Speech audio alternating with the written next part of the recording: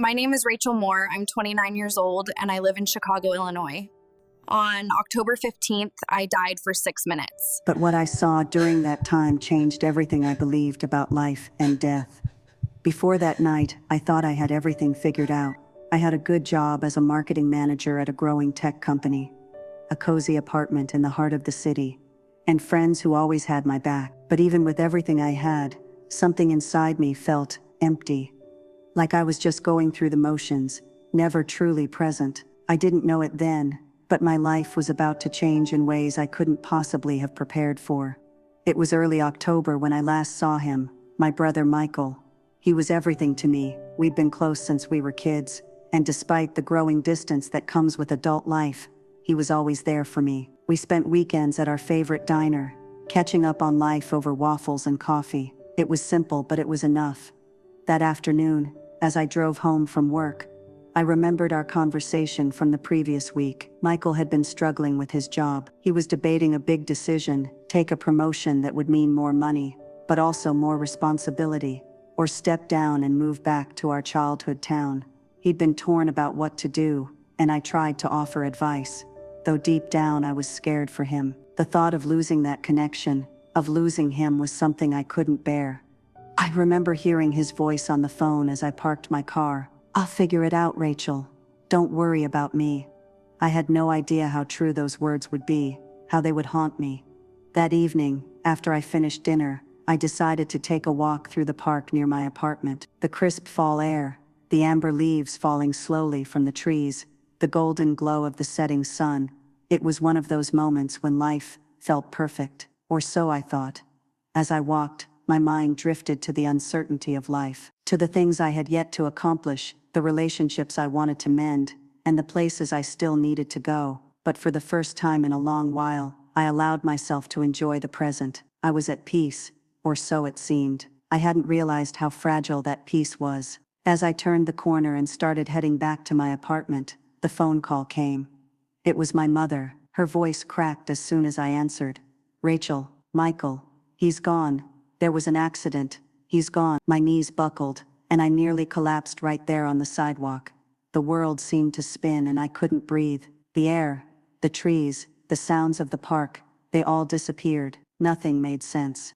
I stumbled back to my apartment, each step feeling like I was walking through thick mud, weighed down by a heaviness I couldn't understand. I kept replaying my last conversation with Michael. The words that seemed so normal now felt like they came from someone who had known his time was running out. Had I missed something? Did I not listen close enough? The days that followed felt like a blur. I was numb, running on autopilot, trying to navigate through the motions of grief and shock. I went through the motions of planning the funeral, speaking with family, but none of it seemed real. It didn't hit me until I stood there in front of his coffin, the empty space where his body should have been, the words of comfort from friends and family around me. They all felt distant. I kept asking myself why him, why now? I had no answers. I didn't know how to handle this pain. How could I? Michael wasn't supposed to go. He had so much left to do, so much left to give. In the days that followed, the bitterness started creeping in. The anger. Why did life have to be so fragile? Why did death come for the ones we love, leaving us with nothing but memories and regret? But even as I sat with that anger, something deeper gnawed at me. I didn't know it then, but that would be the turning point. That moment of pain, of loss, would propel me into the unknown, where I would learn just how fragile life really is, and just how much of it depends on the choices we make in the blink of an eye. The world moved on after the funeral, or at least it seemed to. The phone calls stopped, the flowers died, and the condolences turned into distant memories. I went back to work, trying to maintain some semblance of normality, but it was impossible. Every corner of my apartment felt empty without Michael's laughter echoing through it. His absence was suffocating. I found myself in a haze. My coworkers greeted me, but I could barely focus on their words. I thought about Michael constantly. I would hear a song on the radio that reminded me of him, and I'd find myself pulled into a spiral of regret. Did I say enough to him? Did I do enough to show him how much I loved him? Then there were the moments when I was alone with my thoughts. The anger would come creeping in and it burned like fire. I felt angry at him for leaving. How could he leave me, leave us all behind without even a warning? He was supposed to be there for me. We had so many plans. We were supposed to grow old together, to help each other through life's struggles. And now, he was gone. I hated feeling like this, but I couldn't help it. The bitterness wrapped around my chest, suffocating me. It wasn't just Michael I was angry at though. It was the world, the unfairness of it all. Why did life have to be this fragile? Why did people have to die when they still had so much to live for? And there was one person I couldn't stop blaming, the driver who had hit Michael that night. He'd run a red light, plowing into Michael's car with no regard for the consequences. Michael had been on his way home from a late-night meeting, his mind focused on the stress of work. He hadn't seen the car coming. I couldn't even begin to fathom how it must have felt for him, the driver, knowing that he had taken someone's life. But part of me wanted him to suffer. I wanted him to feel the same empty hole inside of him that I felt. Every time I closed my eyes, I saw that image of the accident, the crumpled car, the blood, the flashing lights, and I couldn't stop blaming the driver. I wanted him to feel my pain. I wanted him to pay for what he had done. It was strange. I wanted to let go, but how could I forgive someone who took someone so precious from me? How could I just move on like nothing had happened? There were moments when I tried. I even prayed. I asked God for peace, for relief from the weight in my chest, but all I felt was rage. I felt like I was drowning in it. It consumed me. I was stuck in this constant loop of grief and anger. One night, sitting on my couch, I looked at the photo of Michael and me from our last trip to the beach. His eyes, always so full of life and humor, stared back at me. I thought about everything I'd never get to say to him, all the things I wish I had told him. I thought about how he always made me laugh, how he was there for me through thick and thin. But the anger kept creeping back. I thought about the driver again and my hands tightened into fists. Why couldn't I just let it go? I wanted to scream. I wanted to hurt someone, but all I had was this pain, this unyielding bitterness that had taken root in my soul. That was the moment I knew I had to change. I had to forgive, but how? How do you forgive someone who's taken everything from you? How do you stop hating the person who destroyed your life? How could I ever look at the driver, knowing what he'd done? And that's when the question hit me like a lightning bolt. What if forgiveness isn't about them at all? What if forgiveness is about freeing myself?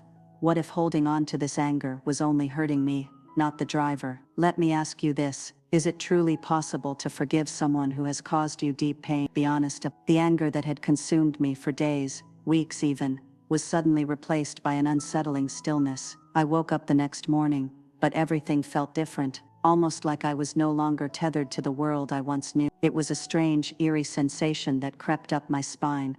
I couldn't explain it. My body felt heavy, like I was moving in slow motion. My thoughts were foggy, as though I was watching my life through a misted window. I tried to shake it off, telling myself it was just the grief taking its toll on me. But deep down, I knew something was wrong. That afternoon, while sitting at my desk, something snapped. My head felt light, as though the weight of my body had suddenly disappeared. I tried to stand, but the room swirled around me, and I collapsed to the floor. My vision blurred and my ears rang. Everything went dark. Then, silence. I can't remember exactly when it happened, but it was as though time had folded in on itself. Suddenly I was no longer in my apartment. I could feel the cold, hard floor beneath me just seconds before I disappeared into nothingness. My mind raced, and I struggled to make sense of what was happening. Had I died? I couldn't breathe, and my heart pounded in my chest. Was I dead? I tried to move, but my limbs felt weightless, like I wasn't in control of them. I wasn't scared though. I wasn't sure why, but there was an overwhelming calmness that washed over me. It was as though I was suspended in space, floating without a care. I tried to speak, to cry out, but no sound escaped my lips. There was no noise, no hum, no heartbeat, just stillness. It felt like I had slipped into a dream, yet everything was more vivid than anything I had ever known. As I floated, I looked around, and what I saw took my breath away. Above me, stretching infinitely, was a glowing light, so pure, so bright, I had to shield my eyes from its intensity, but it didn't hurt. It was warm, comforting, and it seemed to embrace me from every direction. It wasn't like the sun, harsh and unyielding. It was soft, gentle. It invited me in without question. Below me, I saw the world, my world, distant and small. It was like watching a painting, one I couldn't touch, but I recognized it. I saw the city of Chicago from above, the grid of streets, the hum of life, moving on. unaware that I was no longer a part of it. I felt an ache in my chest, a longing to return, but the light above me was so beautiful, so inviting, I couldn't help but want to move toward it. Then I saw him.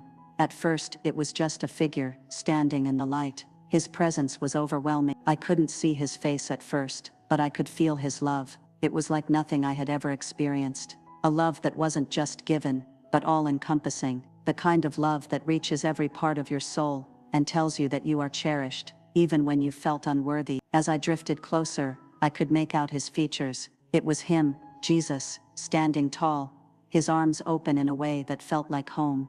His presence radiated peace. I was filled with warmth, like I had been wrapped in a blanket of comfort. I wanted to speak, but the words didn't come. He didn't need me to speak, though. He simply smiled, and in that smile, I felt everything I had ever yearned for. It was as if he knew every part of me, my anger, my pain, my hurt, and he still loved me. I felt no judgment, no condemnation, just pure, unconditional love. The moment was indescribable. He gestured for me to come closer. The light around him seemed to grow brighter, and I felt an intense pull toward him. As I moved, it felt like I was being drawn into something so deep and infinite, something that connected me not just to him, but to everything, every moment, every life, every soul.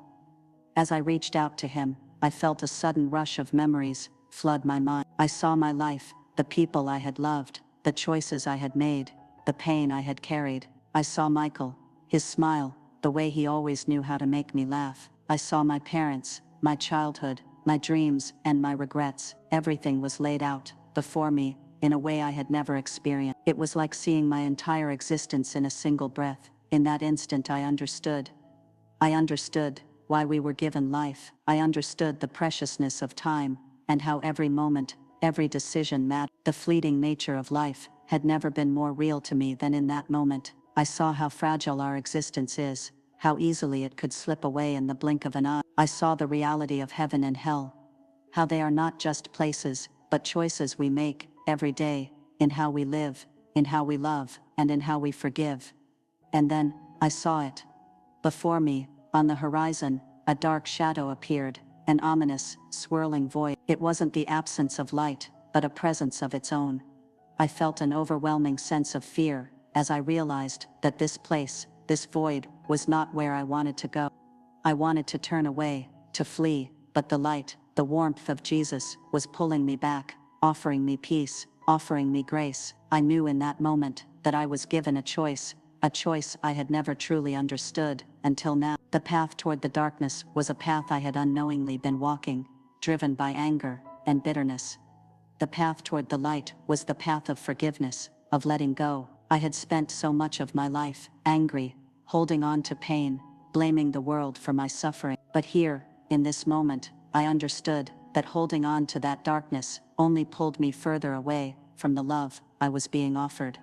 The light around me grew brighter, but it wasn't blinding. It wasn't harsh, yet it filled every corner of the space, enveloping me in a way that I couldn't fully explain. I was aware of myself in a way I had never been before. I was whole here. For the first time in my life, I felt like I was more than just my body, my thoughts, my grief.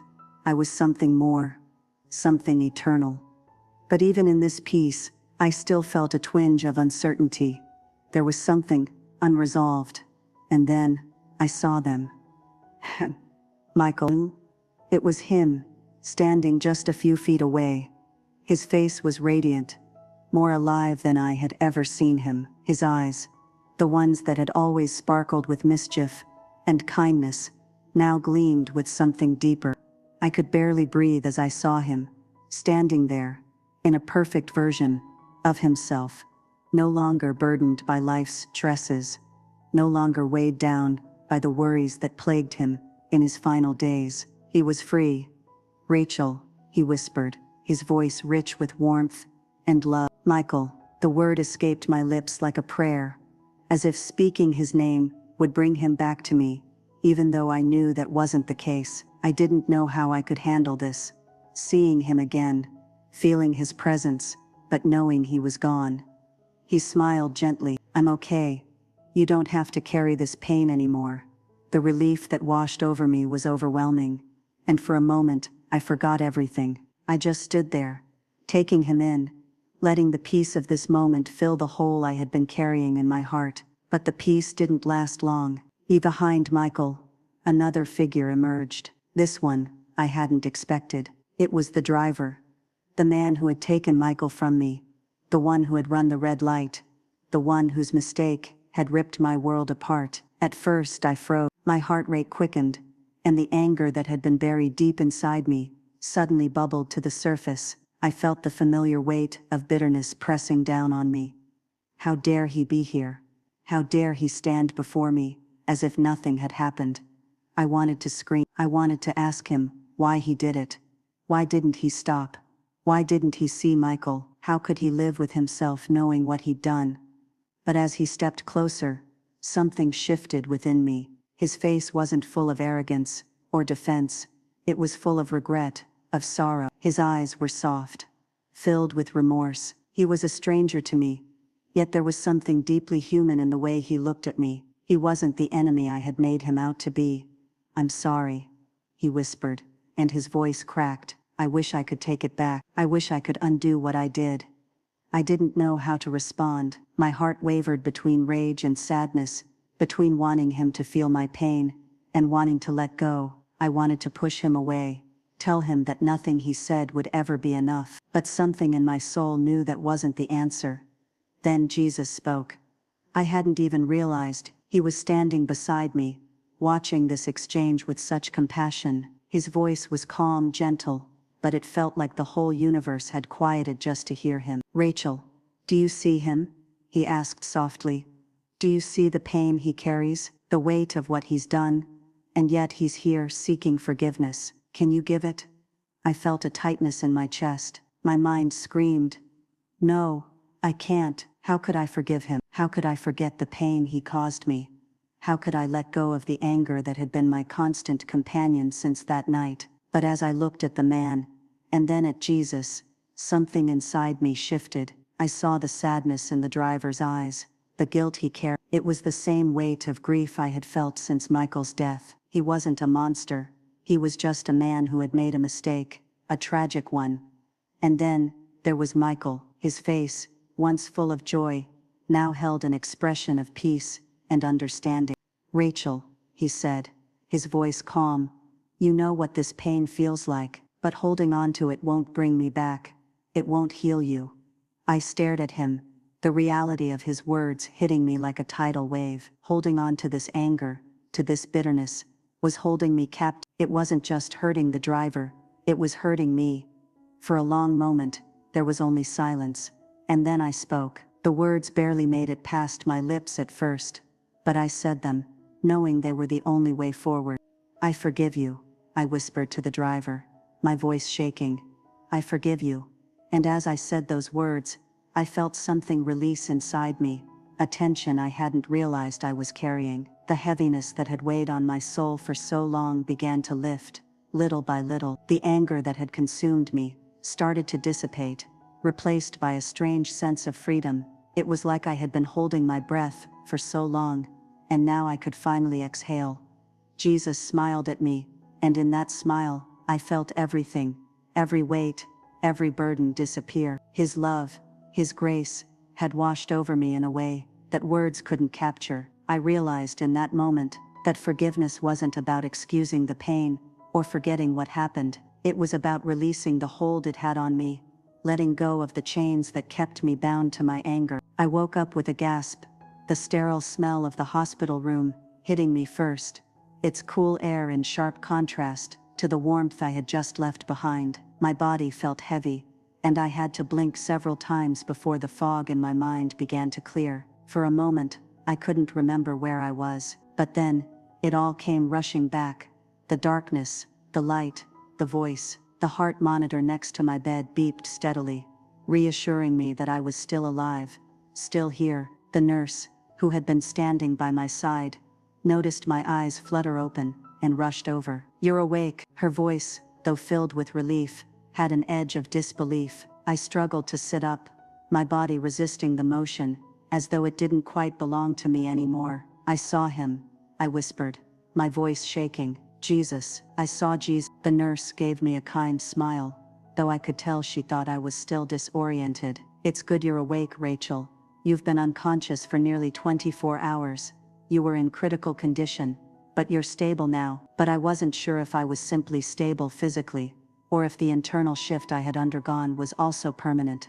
I had died. I had crossed over. I had been shown the truth of the fragility of life, of the weight of my choices, and of the unrelenting love that awaited me, should I choose to embrace it. I felt a strange sense of peace flood through me, but it was tempered by the weight of what I had just experienced. I wasn't sure how to explain it. I didn't know how to reconcile the radiant peace I had felt with the harsh reality I had returned to. But one thing was clear: I was different. The next few days were a blur. The hospital visits, the phone calls, the gentle prodding from family members to rest and take it easy, all of it felt distant, like I was watching from behind a thick window. I was no longer the same person who had gone to bed that night, so consumed by grief and anger that I couldn't see beyond the weight of my own hurt. What I had seen, what I had learned, kept pushing at the edges of my mind. I couldn't stop thinking about it. The light, the warmth, the love, and then of course the fire. I had never realized how much the fire would shape everything. The fire in that place was not destructive, at least not in the way I had imagined. It was a fire that purified. Jesus had shown me this in a moment of clarity. It wasn't the fire of hell I had always feared. No, this was a different kind of fire, a purging fire, one that burned away the things that held me captive, the pain, the bitterness, the anger. It was a cleansing, a refinement of the soul, and as much as I feared it in the moment, I knew that it was necessary for my transformation. When I finally left the hospital, it was as though I was walking into a world that didn't quite belong to me anymore. I didn't know where to begin, how to start making sense of everything.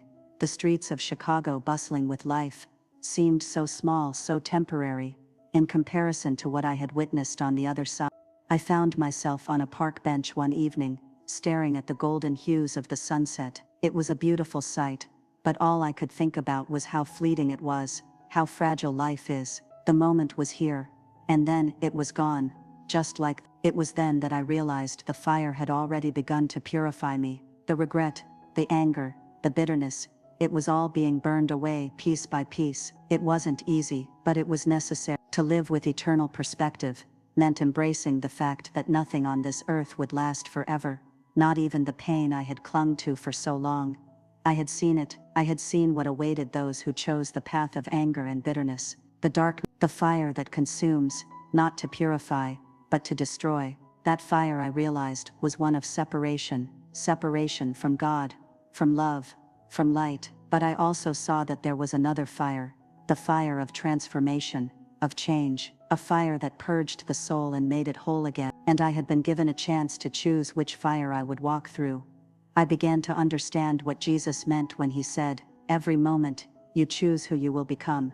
Every decision, every action, every word carried weight. But more than that, it was the power of forgiveness, of letting go, that would allow me to step into the light and away from the fire that destroys. I called my mother that evening. It was the first time I had spoken to her since I had awoken, and I could feel her apprehension through the phone. "Mom, I'm different now. I've seen the truth, and I know I have to make a change. I have to forgive, not just others but myself."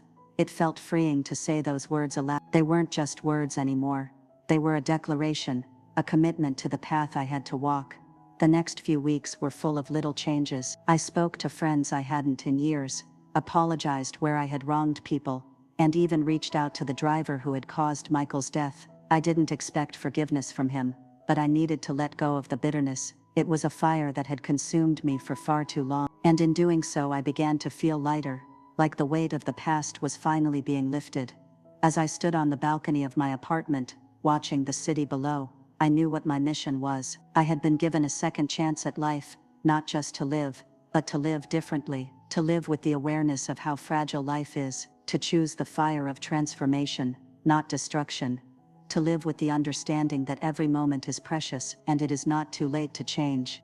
The lesson of the fire had been so clear. Choose the right fire, choose the one that purifies, that refines, that helps you grow, and in doing so I would help others to see that the choice is theirs too. Rachel's journey from anger to forgiveness was more than just a transformation. It was a choice we all face at some point in life.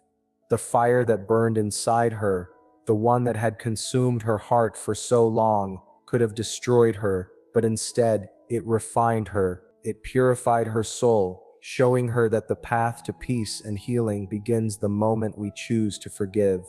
But what about you? Is there someone in your life you still can't forgive? Does holding on to that anger feel like it's hurting them, or is it really hurting you? Leave your thoughts in the comments, because your answer might just be the first step in your own journey of healing. And if you haven't already, don't forget to subscribe for more powerful stories that remind us of the choices that can change everything. Remember, forgiveness is a choice, and it's a choice that could set you free.